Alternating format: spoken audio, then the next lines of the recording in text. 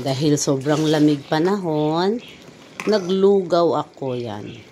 May hipon. Nilagyan ko ng noodles yan, tapos malunggay. Yan. Wala kasi akong karning manok. Kaya nilagay ko na lang malunggay, hipon. Tapos yan, itlog. Tapos malagkit po ang ano, yan, yung itlog ayan.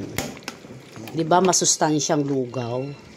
Masarap ito higup-higupin na alam mo yung sobrang lamig. Yan.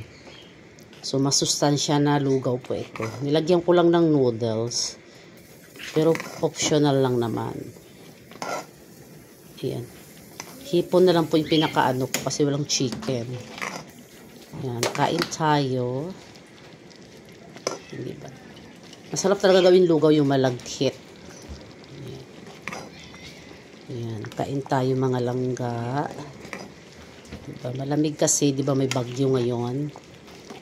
Kaya itong ating masustansyang almusal. Yung patay